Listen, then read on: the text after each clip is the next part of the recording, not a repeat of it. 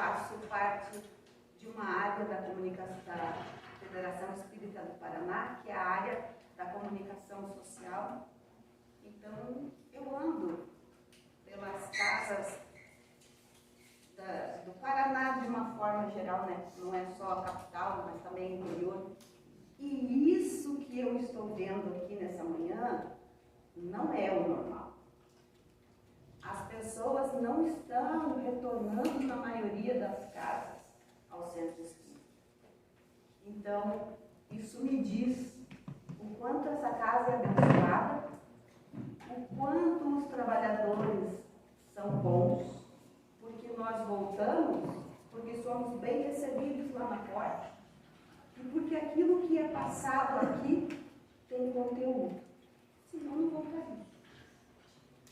Não é verdade?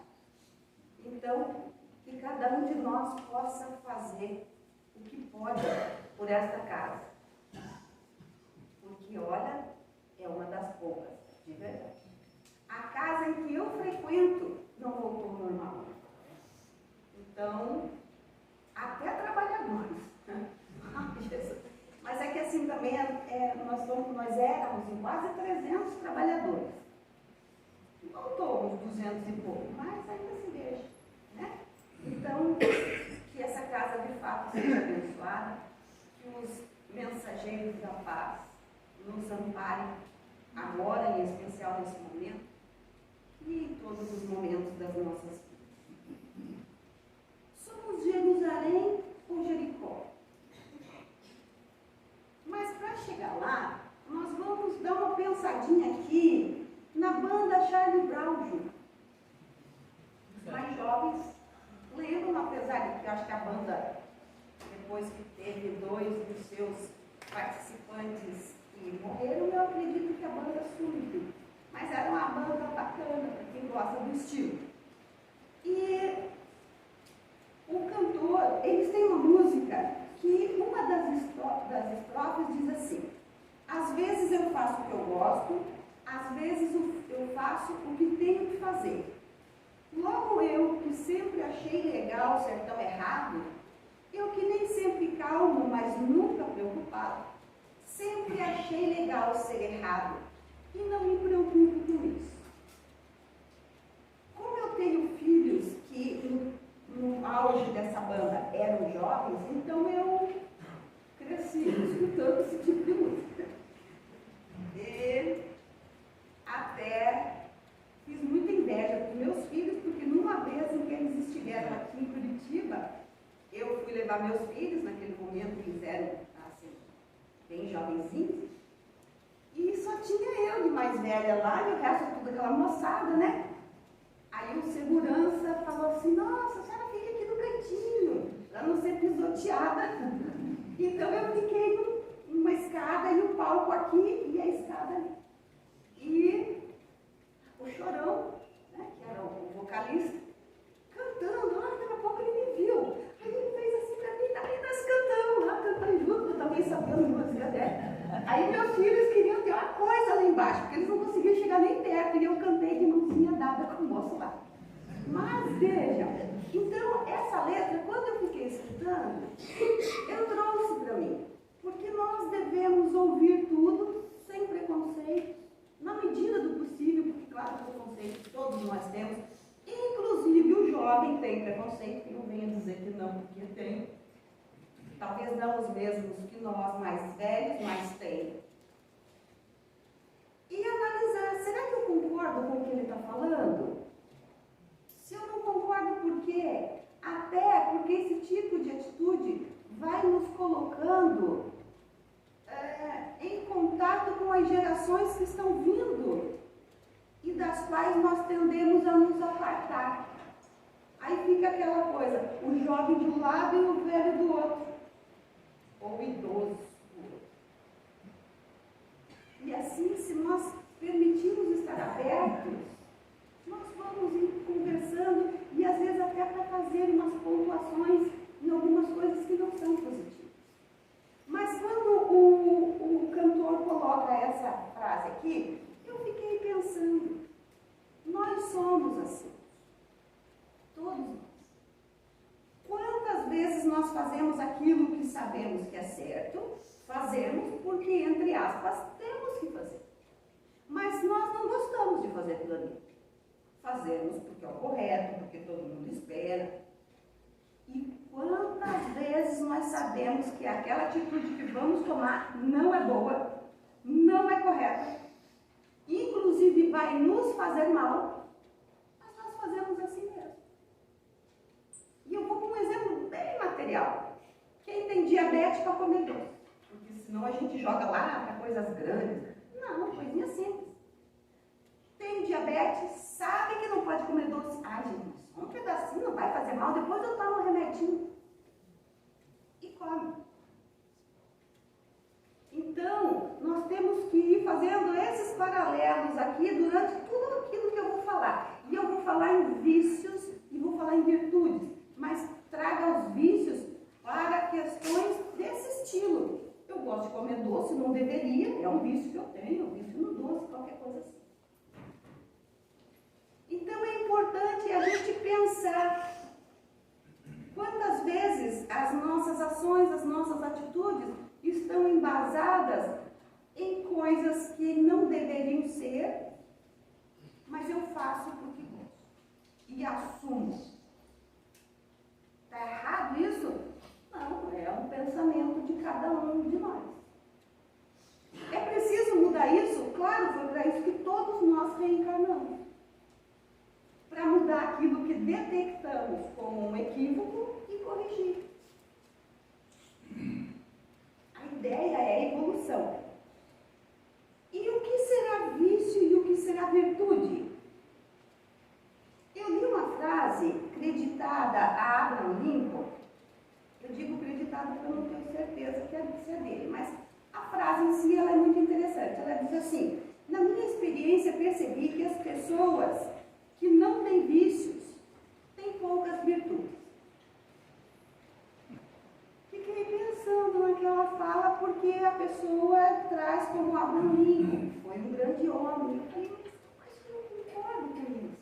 Pessoas que não têm vícios, o que eu já achei estranho, têm poucas virtudes. E eu fiquei pensando naquela frase até que eu encontrei uma de Santo Agostinho, que diz assim: devemos fazer uma escada dos nossos vícios. Aí a frase do Lincoln fez sentido para mim. Porque enquanto nós não encontrarmos os nossos vícios, os nossos maus hábitos, nós não temos nenhum. Eu não tenho vício. Normalmente a gente pensa assim, ó, aqueles que não fazem isso. Eu não bebo, eu não fumo, eu não me drogo, eu não tenho vício. Mas vício não é só isso. Aí se eu não tenho vícios, eu não tenho nada para mudar. Já sou perfeita. Meu Deus do céu. Se eu não tenho essas coisas, gente, eu não bebo, eu não fumo e não me drogo, só o que o médico manda. Mas esse não conta. Então eu não tenho defeitos. De verdade, tem gente que pensa assim. Essa é a bênção de uma das várias da doutrina espírita. É mostrar que existem alguns equívocos. E não é pro mal. Porque se eu estou bem, eu não vou procurar mudar. Eu não vou procurar melhorar, não tenho nada para melhorar. E aí nós permanecemos estagnados. E não é essa a nossa ideia ao estarmos aqui. Então, os espíritos dizem que nós ainda estamos numa faixa evolutiva infantil. E dentro dessa visão, nós não temos muito claro o que é vício e o que é virtude. E Aristóteles, ele diz assim: a virtude é uma disposição adquirida voluntariamente que consiste na medida definida pela razão em conformidade com a conduta de um homem ponderado. A virtude ocupa a média entre duas extremidades lastimáveis, uma por excesso e outra por falta. Enquanto nas paixões e nas ações o erro consiste, ora em manter-se aqui, ora em ir além do que é conveniente, a virtude encontra e adota uma justa medida. Por isso a virtude consiste numa média em relação ao ao bem e à perfeição. Ela se situa no ponto mais elevado. Traduzindo isso que ele falou, ele está dizendo que a virtude está ligada ao nosso conhecimento, ao nosso saber. Sem isso, não se pode ser virtuoso, porque nos faltaria o discernimento. O discernimento, o saber apropriado para decidir corretamente em situações às quais nós estamos habituados. Se eu não diferencio uma coisa da outra, o que é certo, o que é errado, o que é um bom hábito, o que é um mau hábito, eu não vou saber fazer boas escolhas. No resumo geral é isso. Se eu não tenho ideia do certo e do errado, e aqui claro que nós não estamos falando do grande, né? Porque do grande todo mundo sabe. Mas aqueles pequenos... Hoje ainda minha filha estava comentando que um determinado senhor faz falcatrua mesmo. E o outro faz o que está dentro da lei. Então, esse que está dentro da lei acabou assumindo um dos clientes e o outro faz falcatrua. E o que faz falcatrua ficou chateado com o outro aqui, falou, você me roubou. Mas veja, na cabeça dele ele está certo. Ele ainda não entendeu o que está acontecendo. Na cabeça dele ele está certo. E é isso que é o tema de hoje. É nós entendermos esse pequeno equívoco. Porque o grande nós sabemos. Até uma criança sabe. Então a virtude, segundo o Aristóteles, é o meio termo entre o excesso e a falta. Eu vou dar um exemplo. Por exemplo, a pessoa que ela não dá um centavo para ninguém. E do outro lado nós temos aquela pessoa que dá tudo. Ela não sabe dizer não. E depois ela sofre, inclusive materialmente falando, porque ela não tem um limite. A pessoa pediu, deu e estoura cartão de crédito, estoura tudo porque ela não sabe dizer não. Então nós temos aqui o vício da mesquinhez, aquele que não abre a mão de jeito nenhum, e aquele que desvaloriza o que é seu. A necessidade, segundo o Aristóteles, está em achar esse equilíbrio entre horas eu dizer não e horas eu dizer sim. É a generosidade racional e deliberada para se ajudar e ajudar o outro. Porque tem muitas vezes em que nós temos que dizer não para nós mesmos. Não é só para os outros. Nossa, eu gostaria tanto de fazer tal coisa. Eu preciso, primeiro, eu preciso fazer isso? Não, mas eu estou muito afim. Bacana. Eu devo? Não, mas eu estou muito afim. Eu estou podendo? Não, mas eu estou muito afim. Não vai, faz. Mas você já respondeu o que é importante. Você sabe que vai gerar consequências.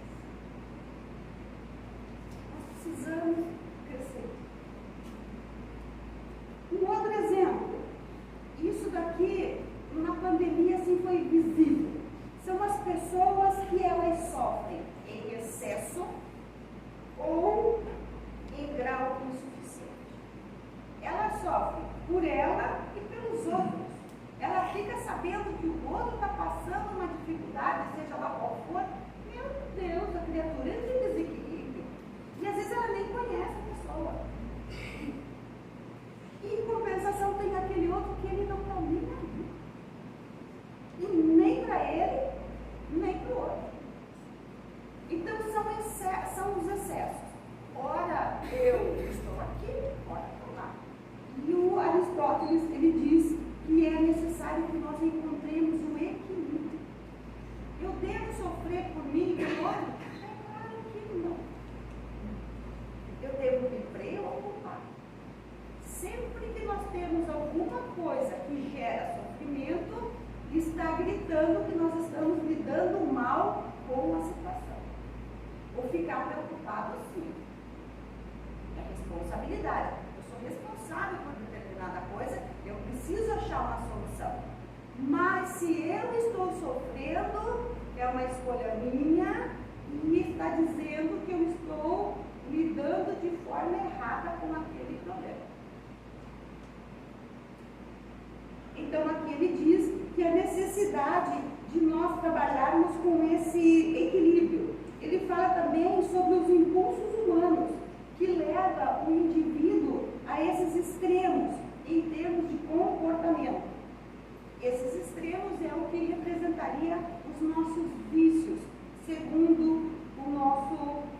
Aristóteles. Então ele diz e ele passa a ideia de que a virtude é uma relação entre moral, ética e um incessante buscar pelo equilíbrio. Resumo gigante disso. Vício é um hábito mau em oposição à virtude, isso ainda segundo o Aristóteles, que é o hábito bom. Imperfeição, defeito que torna uma pessoa ou uma coisa imprópria ao fim a que ela foi destinada. Todos nós fomos destinados à perfeição. Então, os nossos vícios são um entrave a esse progresso. E a virtude, ele diz que é uma arte obtida com o treinamento e o hábito. É uma arte obtida com o treinamento e hábito. Nós somos aquilo que fazemos repetidas vezes. A virtude não é um hábito, não é um ato, ela é um hábito. E uma coisa muito interessante de nós observarmos quando ele fala nos vícios e quando ele fala nas virtudes, é que ele usa a palavra hábito. E essa palavra hábito ele usa para descrever tanto os vícios quanto as virtudes. É a mesma palavra para uma coisa e para outra. E na virtude ele usa a palavra arte. Dicionário diz que arte é, entre outras coisas, é a habilidade ou disposição dirigida para a execução de uma finalidade prática ou teórica, realizada de forma consciente, controlada e racional. Então, o dicionário concorda plenamente com o pensamento aristotélico, quando ele diz que nós precisamos ter disposição consciente, controlada e racional dos nossos atos, das nossas ações, dos nossos quereres. Quando fizermos isso, estaremos adquirindo virtudes ou bons hábitos. Virtude e hábito ainda no pensamento de Aristóteles vêm de uma fonte parecida. Na verdade, elas vêm de uma mesma fonte, onde o processo mental é o mesmo. Olha que interessante. Quando nós falamos aqui, vou repetir, em vícios, não estamos falando em químicos, nós estamos falando principalmente dos vícios morais. Principalmente esses. A ira, a inveja, a cobiça, o falar mal do outro. Isso é isso. Vícios morais. Desejar mal para o outro são vícios morais. E nós, segundo Aristóteles, nos condicionamos, porque nós criamos o hábito de fazer determinadas posturas diante de determinadas situações. Aí, quando acontece alguma coisa que inconscientemente se parece com aquilo que dispara o meu gatilho, eu executo a ação sem refletir. Até depois nós podemos pensar, poxa, eu não precisava ter feito aquilo. Então por que eu fiz? Porque aquilo é um hábito. E se eu conscientemente já estou dizendo, puxa, eu não precisava ter feito, é show. Significa que já está me incomodando aquele hábito que eu tenho. E eu preciso rever. Não é passar por cima, é aquilo que me chamou a atenção, de forma consciente. Não precisava ter falado daquele jeito. Eu deveria ter falado aquilo, mas não daquele jeito. Outro dia eu fiz uma dessa. Fiz uma explosão besta, gente. Mas besta, uma coisa besta. E eu explodi. E aí depois eu fiquei, meu Deus do céu, eu tinha que falar o que eu falei. Porque era importante. Mas eu não precisava ter feito do jeito que eu fiz. Isso é importante porque vai me chamar a atenção. Eu nunca mais vou fazer aquilo? Claro que vou. Mas a ideia é que entre uma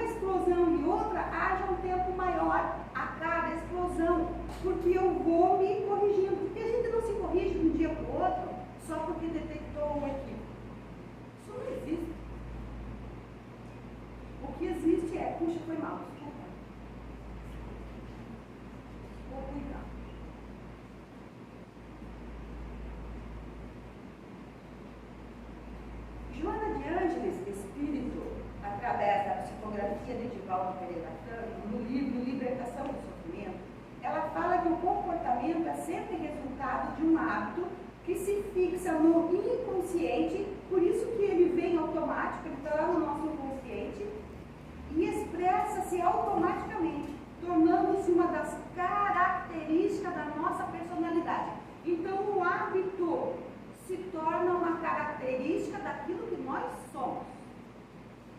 A repetição de todo pensamento que se transforma em ação irá constituir-se um hábito que passará a manifestar a forma de comunicação com o mundo exterior.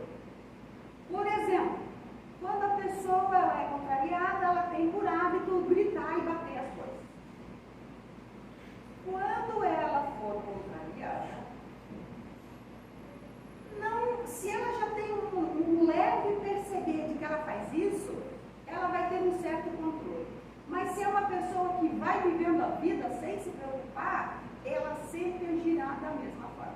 Falou errado, ela não gostou, ela bate e grita.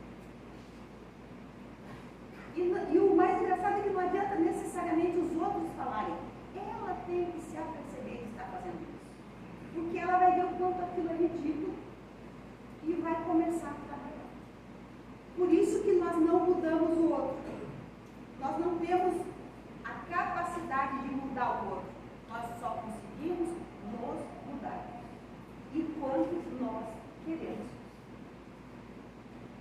Então, a nossa mente, ela funciona através da lei do prazer e do imediatismo.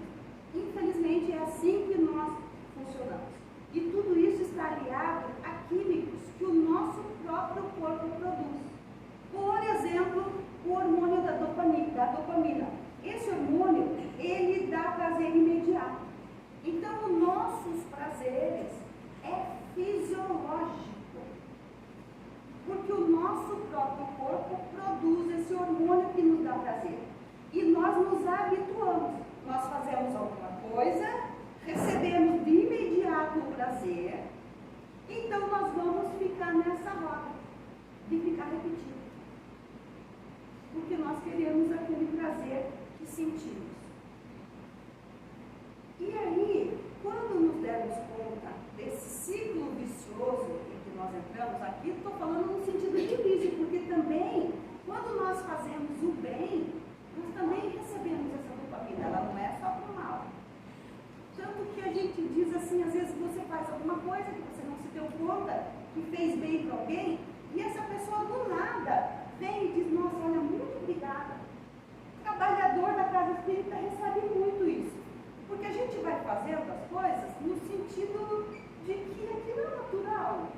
Você não está fazendo, eu vou fazer porque eu quero que alguém venha me agradecer. Não, você vai fazer porque você tem que fazer, porque é assim que a coisa acontece. E aí as pessoas vêm, e muitas vezes elas nem falam nada, elas só abraçam, esses são o que eu mais gosto. Abraça e diz obrigada, a gente fica pensando, por que será? Ou então elas vêm e dizem parabéns, eu digo, gente, mas não é aniversário. Não é isso que acontece? Elas não explicam por quê e a gente também não sabe. Mas aí que está legal, é aí que está o fazer sem ficar esperando. É que em algum momento a gente fez alguma coisa que a pessoa ficou feliz e para ela fez sentido. Não estou inventando, né? É assim que funciona. E aí nós temos um prazer que é físico. Naquela noite a gente dorme melhor, a tarefa sai melhor. Porque nós recebemos, e sem falar no abraço. Porque quando a pessoa vem e te abraça e ela fala obrigado, fala alguma coisa, não é exatamente o que ela está falando, é o abraço que ela está dando, é a energia que ela está dando. E aí nós temos também esse prazer da dopamina, só que aqui tem uma diferençazinha nos dois tipos de prazer. No prazer imediato, é show, mas ele vai embora muito rápido também esse prazer. Aí eu preciso fazer uma nova situação para receber de novo. Aqui dá para nós pensar nessas pessoas que são viciadas em adrenalina. As coisas absurdas que elas fazem, elas colocam a vida em risco para ter aquele prazer que a adrenalina produz e cada vez ela se arrisca mais. Porque é o corpo que está produzindo. Se ela se mantém no mesmo arriscar, chega uma hora que para ela aquele tanto já não é suficiente. Aí ela se arrisca cada vez mais. Só que esse tipo de prazer ele vai embora muito rápido, assim como ele veio, claro. Ele é imediato. Mas esse outro prazer que nós somos convidados a nos modificarmos, ele pede que nós retardemos essa recompensa. Porque quando um trabalhador da casa recebe um abraço no sentido de isso a gente escuta. Novamente eu tenho companheiros que trabalham, sabe?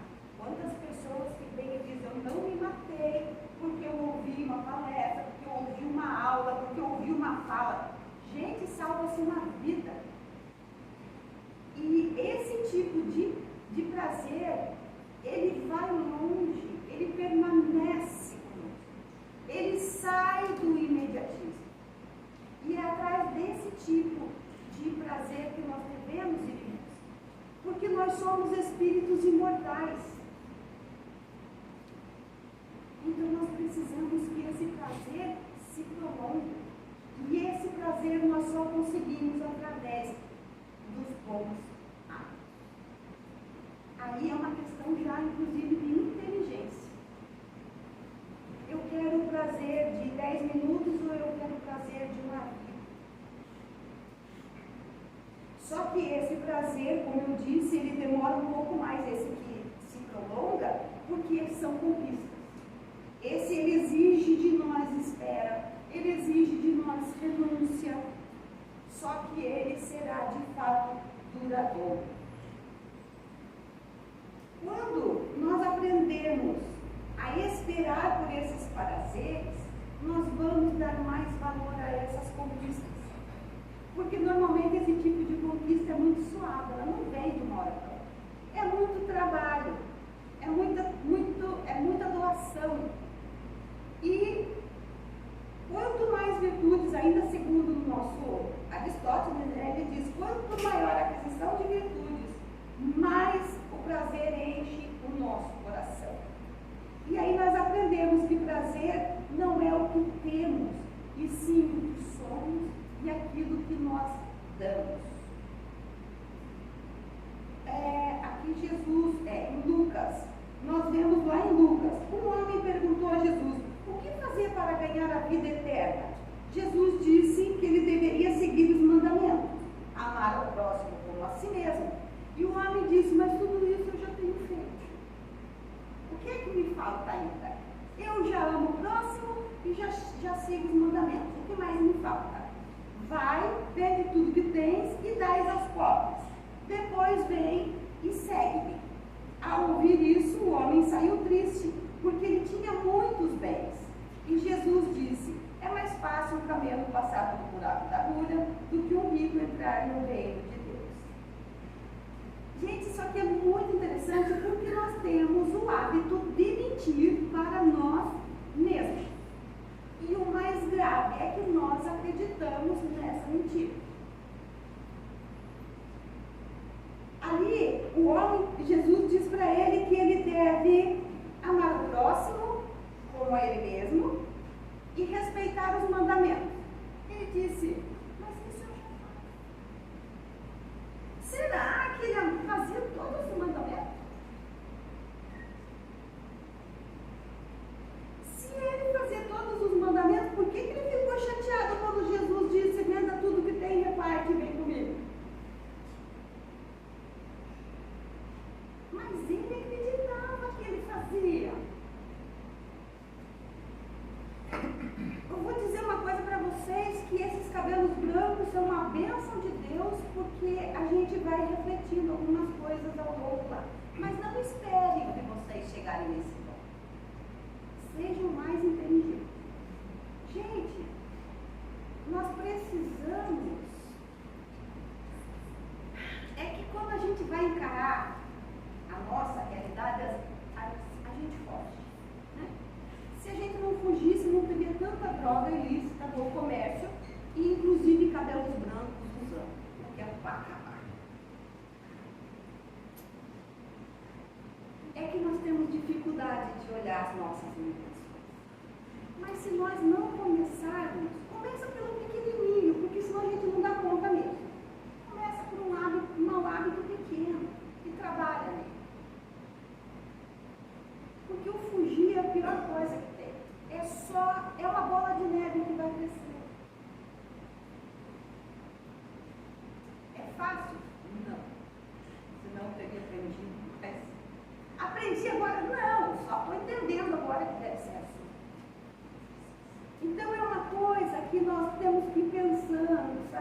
coisa de mentir para nós. Ou mentir para o outro até aguenta, porque ninguém vai ser 100% verdadeiro. Mas mentir para a gente mesmo é perder muito tempo. E quando a gente olha uma coisa que a gente não dá conta de lidar, nós temos uma rede muito grande de apoio. Se nós não temos família, nós temos centro espírita, nós temos médicos, nós temos psicólogos, nós temos terapia. E vamos em busca de resolver para o nosso bem, não é por bem dos outros. Os outros serão consequências. Eles vão ter um amigo melhor, um filho melhor, um pai melhor, uma mãe melhor. Mas o maior beneficiário seremos nós mesmos. Então, quando a criatura que diz que ela já faz tudo aquilo, ela não está percebendo o seu equilíbrio. E aqui eu vou inverter essa colocação de Jesus. Ama o próximo como a si mesmo. Não. Vamos inverter momentaneamente. Essa fala nem é minha, é do Espírito Joana. Ela diz, comece a se amar. Porque se eu não me amo, eu não amo o outro. Eu nem sei o que é isso. Se eu não sei o que é bom para mim, se eu minto para mim, se eu faço coisas ruins para mim, o que eu vou fazer de bom para os outros? Então, comecemos a nos amar. Porque quando eu sei que eu sinto fome, que eu sinto frio, que eu preciso de agasalho, que eu preciso de coisas boas, de férias, de lazer, eu vou saber e eu vou entender que o outro também precisa. E aí, eu, entre aspas, repartir o que eu tenho com o outro não é nem uma necessidade de fazer. Eu vou fazer porque eu sei que o outro também precisa. Eu entendo isso perfeitamente. E quando Jesus diz, dá, vende o que tem que dar, ele não está dizendo para aqueles que têm bens, venda tudo, distribui. Não, porque isso nós, dentro da nossa pequenez, sabemos que não funciona. Pegue todos os bens do planeta, divida de forma igualmente. Gente, eu acho que em menos de um mês já vai haver desigualdade. Porque nós estamos em evoluções diferentes, parecido, mas diferente. Tem um que administra muito bem os seus bens, o outro não. Tem outro que administra muito bem a área do sentimento, da racionalidade, o outro não. Então não tem como. E nem Jesus seria infantil de dizer isso. Então o que ele quis dizer? Ele quis dizer o que nós vimos passando aqui no qual e o que a amiga disse. Gente, nós temos famílias carentes. O nosso prato, com a graça de Jesus, ao chegarmos em casa ou no restaurante, para aquele que vai ter alimento de prato. E tem pessoas que é tão sem noção que ela faz um prato assim e come isso, e o resto ela joga fora. Aquilo que nós jogamos fora, tem gente passando fome.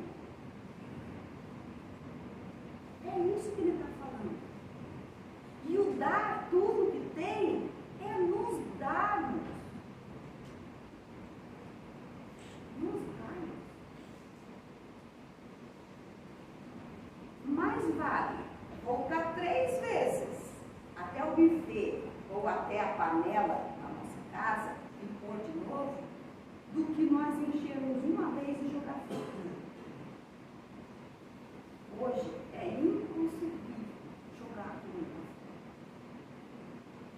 Jogar água nos banhos de 30, 40 minutos. O nosso planeta daqui não tem mais água. Ai, mas tem um mar. Ai, dá um banho em casa, na água do salgado. Ai, mas eu dá uma desalinizada. Não vou mais falar sobre isso. São coisas pequenas que a gente faz. Mas eu pago. Deus que abençoe. Mas eu posso, inclusive, economizar isso. E esse dinheiro que economiza, eu vou ajudar aqui. Mas é um prazer que eu tenho. Aproveita. Não sou eu que estou aqui para dizer para você não faz. Tá, eu estou dizendo que não devemos, mas não, você não deve. Você vai facilitar. Muito bem. Aí, nós vamos lá para Platão, quando ele diz assim, somente o bem é real. Somente o bem é real. O mal é ilusório.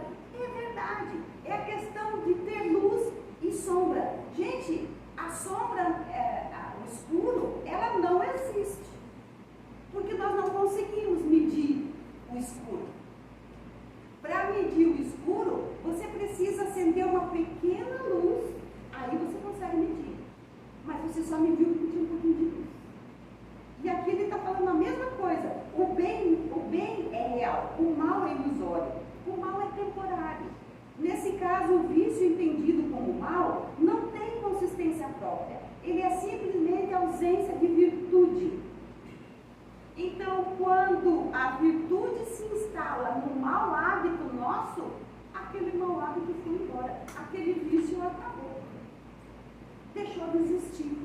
Mas jamais se dará o contrário, instalar um vício numa virtude. Isso jamais vai acontecer. Porque se acontecer, é porque de fato aquela virtude não era uma virtude verdadeira, era um princípio. E isso acontece o tempo todo. Nós temos um lado bom que de vez em quando a gente e o mal assume. Mas é porque a virtude ainda não está instalada. É o princípio. Essa transitoriedade, ela é natural em todos nós.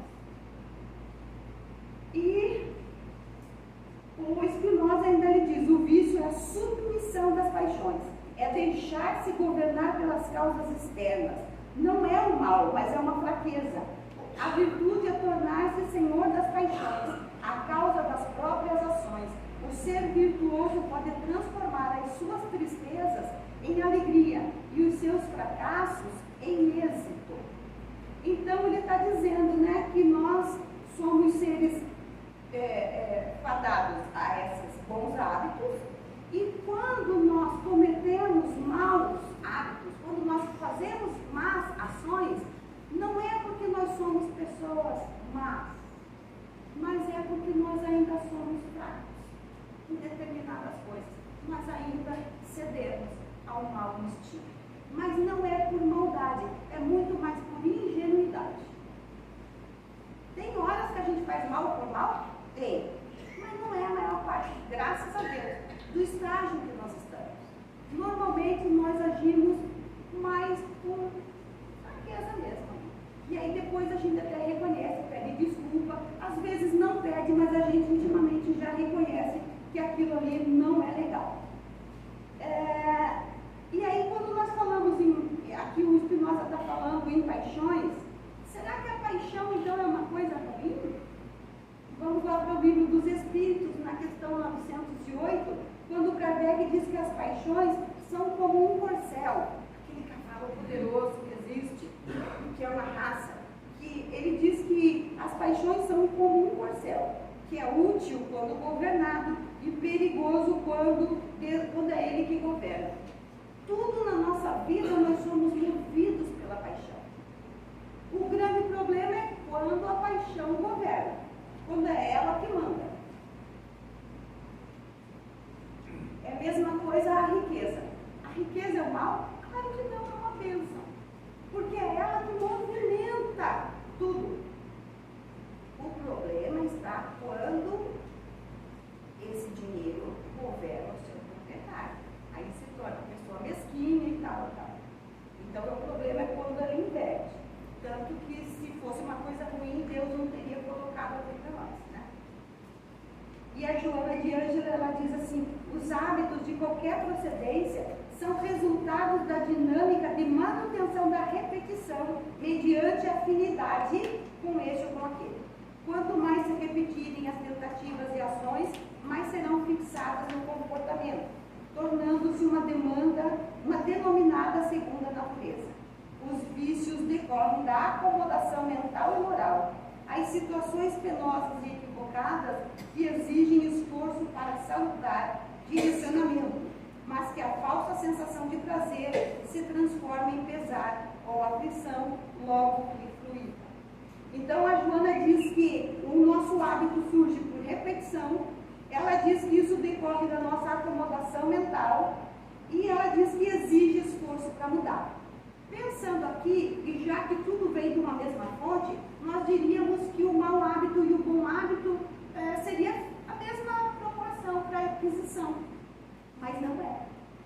O mau hábito nós adquirimos numa rapidez, que às vezes basta um primeiro contato. Por quê? Por causa do prazer imediato que ele dá. Cuidado com os prazeres imediatos. Porque será muito trabalhoso para erradicar isso. E ter consciência de que eu vou ter que espaçar esse prazer. Tá, mas você está falando muito e até agora já está terminando a hora, eu até vou pular um monte de coisas boas que eu tinha para contar. Porque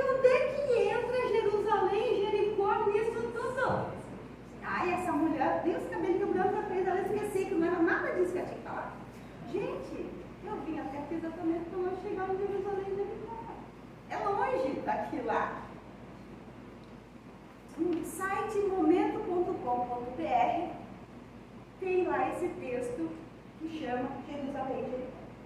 E já vamos caminhando aqui para o fim. A parábola do bom samaritano começa assim: um homem descia de Jerusalém a Jericó, e ele caiu nas mãos de ladrões que os despojaram, cobriram de ferida e se foram, deixando ele meio morto.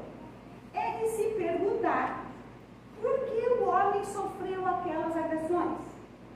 Alguns o têm considerado um mercador, um negociante que padeceu a sanha de ladrões. No entanto, Jesus não tece nenhum comentário sobre isso. Simplesmente ele diz que o homem descia de Jerusalém. Jerusalém era a cidade religiosa. Era lá que estava o templo local e era lá que os judeus oravam. Era, portanto, o símbolo da ligação do homem com Deus. Jericó, por sua vez, era a cidade do ócio, do prazer e dos bens materiais. Jericó era uma cidade muito rica naquela época. Lugar de conforto e de prazer. Então o homem descia, diz a parábola. Figurativamente, equivale a dizer que na sua intimidade abandonou a sua ligação íntima com Deus em busca dos prazeres puramente material. Jerusalém representa na parábola tudo aquilo que diz respeito ao espírito e o seu crescimento, isto é, a moral, a ética e o amor. Jericó fala aos sentidos mais banais. Então, o homem deixa sua condição de moralidade para buscar os prazeres do mundo. Nessa etapa de invigilância, ele sofre a agressão. Então, quando nós vivemos apenas para as coisas do mundo, nós desconectamos da nossa ligação com Jerusalém. Nós desconectamos da nossa ligação com o divino, apesar da nossa palavra, a nossa boca dizer: ai, mas é que eu oro tanto para Deus, eu sou tão amiga assim de Jesus, mas nós estamos desconectados. Se eu me desconecto dele, eu tenho que me conectar automaticamente com alguma coisa. Então eu me conecto com a materialidade que me dá alegrias imediatas. Isso está errado? É de cada um. Mas quando eu faço isso, eu me conecto com a Jerusalém divino ou com a Jericó, a vida material. Precisamos da vida material? Precisamos. Mas nós precisamos também do divino. Se não conseguimos ainda estar em Jerusalém, apesar de viver em Jericó, que pelo menos estejamos na metade do caminho. Ora, sofreremos agressões de Jericó, que é natural, mas ao mesmo tempo nós temos todo o suporte de Jerusalém, que é o divino em nós. E onde é que está esse divino? Eu tenho que ir para Jericó, eu tenho que vir no centro espírita, eu tenho que ir na igreja. Gente, o divino está tão perto e ao mesmo tempo em um lugar tão inacessível. Inacessível. Ele está dentro de cada um de nós. Só que nós somos ilustres desconhecidos de nós mesmos. Então esse divino se torna um tanto inacessível. E essa conversa de hoje é para isso. É acessar esse divino que está aqui. E o texto termina assim: assim pode ocorrer conosco. Sempre que buscamos as futilidades, esquecendo-nos das primordiais questões do espírito, sintonizamos com as faixas inferiores. Nessas oportunidades, poderemos ser vítimas dos maus e do mal, pois nos colocamos no seu meio. A exortação de Jesus para a vigilância que devemos exercer sobre os nossos pensamentos e ações não deve ser desconsiderada.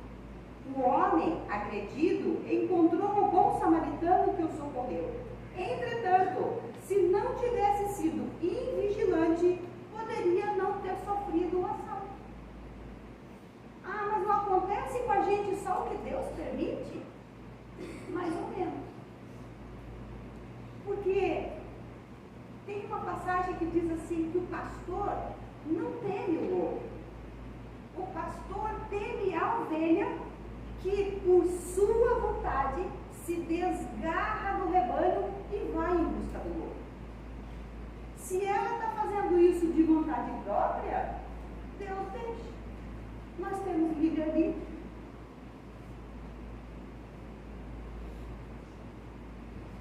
Em nosso caminho evolutivo, todos passamos pela fieira da ignorância, mas não na necessidade de experimentar o mal.